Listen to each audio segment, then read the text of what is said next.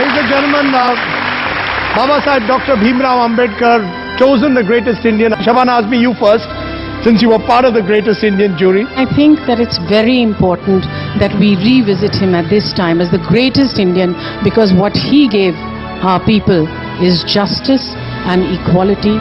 Justice to those who had historically been denied justice. And we can only call ourselves a civilized nation if we work towards repairing the harm that we have caused generations of people. So, Adab and Salam, Dr. Bhimrao Ambedkar. Madhuri Dixit? I think today's generation has learnt about Baba Sahib Ambedkar only through their textbooks, and I think this will reintroduce them to his greatness and what he has done for our country. So I think it's a wonderful thing, and hats off to Mr. Ambedkar. For someone to structure a constitution that is going to take care of it, and for so many other greats that came after him to follow that constitution to the T, is the greatness of Baba Sahib Ambedkar. Doctor Ambedkar Jayanti भी आज सब आए। आपने भारत माँ के उस सपूत की लिए आज जो जश्न रखा है, बहुत खुशी हो रही है। मैं जी जान से खुश हूँ इस फंक्शन में आकर। उनका नाम तो सदियों तक याद रहेगा। बाबा साहब के बारे में कुछ भी बोलना मुझे ऐसे लगता है कि जैसे सूरज को रोशनी दिखाना होगा। हम अपने घर में नियम और कायदे नहीं बना सकते, और उन्होंने इतने बड़े हिंदुस्तान का कॉन्स्टिट्यूशन, संविधान लिख डाला। देखिए, आजादी जीतना एक बात होती है, आजादी पाना एक बात होती है, लेकिन आजादी को संभालना बहुत मुश्किल है। इन्हीं के संविधान की वजह से आज हम सब लोग सुरक्षित महसूस करते हैं, even the small, big, all the genders.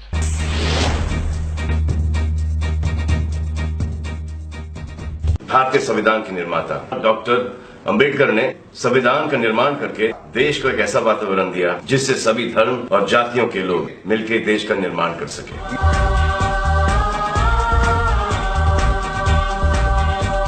बाबा साहब सलाम। बाबा साहब ने कहा था कि संघर्ष में अगर गुजरना है तो गुजर जाए सारा जीवन, पल पल में जालिमों से समझौता, ये मेरे बस था। और साहब ये भी कहते थे कि समाज का मान ऊंचा रहे, इसके लिए आपको अपनी पूरी शक्ति से लड़ना चाहिए, और आपका स्वाभिमान कहीं कोई खरीद न ले, इसके लिए आपको सुचेत भी रहना चाहिए। बाबा साहब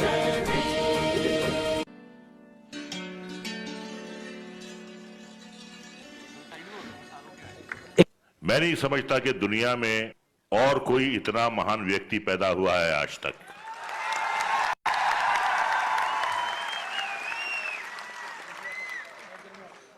और मैं उनको सिर्फ व्यक्ति ही नहीं कहूंगा, मैं उनको महात्मा कहूंगा। उनका दर्जा जो है वो महात्मा का है। हमारा जो संविधान, हमारा जो कॉन्स्टिट्यूशन है, वो इसके जनक हैं। इतना अच्छा संविधान दुनिया के किसी और देश का नहीं है। जब इस देश में भेदभाव था, जातियों के बीच, समुदायों के बीच, किसी को ऊंचा और किसी को नीचा समझा जाता था, किसी के हाथ से पानी नहीं लिया जाता था, किसी को अपने पास नहीं बिठाया जाता था, उन्होंने देश के हर वासी को बराबरी का दर्जा दिया, अपने पैरों पे खड़ा होना सिखाया। इतना बड़ा उपकार है उनका हमारे हर देशवासी पर कि अगर हम 100 जन्म भी लें तो 100 जन्मों में भी हम उनका वो उपकार चुका नहीं सकते। सिर्फ विडंबना की बात यह है कि आज भी मुल्क के कई हिस्सों में कुछ समुदायों को, कुछ जातियों को आज भी बराबर नहीं समझा जाता। उनकी मूर्ति पे हार चढ़ाने वालों की कमी नहीं होती, लेकिन अफसोस ये है कि जो हार चढ़ाते हैं वही उनके लिखे हुए संविधान के विपरीत जाते हैं।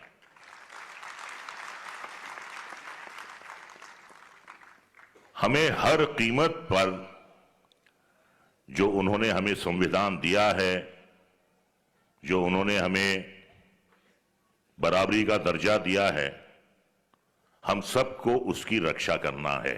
और मैं ये कहूंगा कि जो भी उस संविधान का उल्लंघन करता है वो राष्ट्र का दुश्मन है, वो देश का दुश्मन है। उनके बारे में एक शेर कहूंगा, भीमराव जी के बारे में, कि हजारों साल नरगिस अपनी बेनूरी पे रोती है, हजारों साल नरगिस अपनी बेनूरी पे रोती है, बड़ी मुश्किल से होता है चमन में दीदावर पैदा।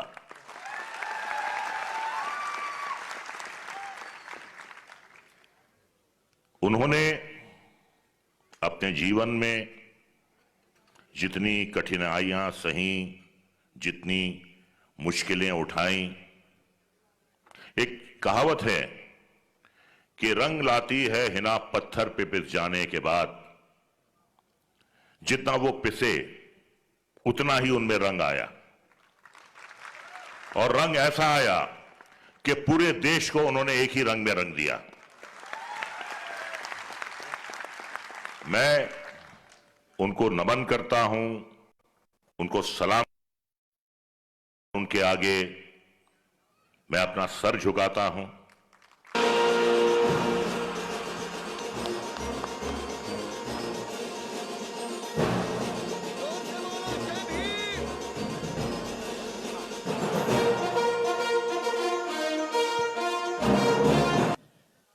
जय भीम।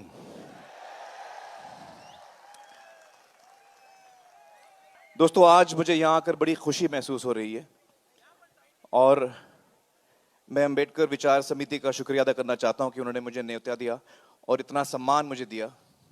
दोस्तों, आपके साथ मैं कुछ विचार शेयर करना चाहता हूं जो मेरे मन में हैं बाबा साहेब के बारे में।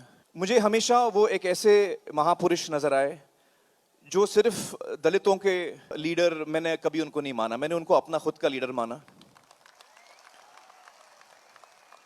वो न सिर्फ हमारे देश के लीडर हैं लेकिन पूरे विश्व के लीडर हैं, क्योंकि वो हमको इंसानियत सिखाते हैं, जो सबसे बड़ी चीज है इंसानियत। उनकी जो सीख है समानता की। मुझे लगता है कि हर इंसान, जो चाहे वो दलित ना भी हो, पीड़ित हो, शोषित हो, तकलीफ में हो, अंडर प्रिविलेज्ड हो, उन सब के लिए वो बहुत ही एक प्रेरणा थे। उन्होंने एक उम्मीद की किरण थे और उन सब को उन्होंने रास्ता दिखाया। और हर इंसान को जो इंसानियत में यकीन रखता है, जो इंसानियत को अपना धर्म मानता है, वो सारे लोग मुझे लगता है कि बाबा साहेब के फॉलोअर्स हैं। मुझे खुद बहुत उनसे प्रेरणा मिली है। दो चीजें मुझे बहुत खास लगती हैं बाबा साहेब के बारे में। एक ये कि जब भी मैं कभी दिक्कत में होता हूं, कभी मुश्किल में होता हूं, कभी मैं किसी चीज के लिए आवाज उठाता हूं जो मुझे सही लगती है, या और भी कोई बात जहां मुझे हिम्मत दिखाने की जरूरत पड़ती है, जहां मुझे उस सिचुएशन में कभी डर लगता है, मैं हिम्मत हारने लगता हूं, तब मैं बाबा साहब के बारे में सोचता हूं। क्योंकि वो एक इंसान थे जिन्होंने कभी हिम्मत नहीं हारी। चाहे उनके सामने कितनी भी बड़ी कठिनाई हो, कितना भी बड़ा चैलेंज हो, उन्होंने अपना संघर्ष हमेशा जारी रखा। वो निडर थे। और उनकी ये एक खास क्वालिटी है जो जिससे मुझे बड़ी प्रेरणा मिलती है। दूसरी जो क्वालिटी मुझे उनकी बेहद पसंद है, वो है इनके दिल में जो प्यार था, जो प्रेम था। अपने लिए तो हम सब सोचते हैं, अपने परिवार के लिए हम सब सोचते हैं, अपने दोस्तों के लिए हम सब सोचते हैं, लेकिन बहुत ही रेयर वो इंसान होते हैं जो और लोगों के बारे में सोचते हैं, जो सबके बारे में सोच सकते हैं। तो आप सोचिए कि ऐसा इंसान, उसके मन में कितनी संवेदनशीलता, कितना प्यार होगा उसके दिल में कि वो इंसानियत के लिए सोच सकता है। ये दो चीजों से मुझे हमेशा उनसे बहुत ही प्रेरणा मिली है। मैंने हमेशा कोशिश की है कि जो संविधान उन्होंने लिखा है उस पर मैं चलूं, और उनके मन में जो सपना था समाज के लिए, उसे हमें अगर पूरा करना है, और हम में से बहुत ऐसे लोग हैं जो इसमें कोशिश कर रहे हैं, यकीनन वो आज हमें देखकर खुश हो रहे होंगे, लेकिन अगर हम चाहते हैं कि वो सपना उनका सच हो, और जो होगा जरूर, तो हमें उनके दिखाए हुए रास्ते पर चलना है। जो चीजें उन्होंने सिखाई हैं उन्हें हमें अपने जीवन का एक हिस्सा बनाना है। यकीनन वो एक महापुरुष हैं,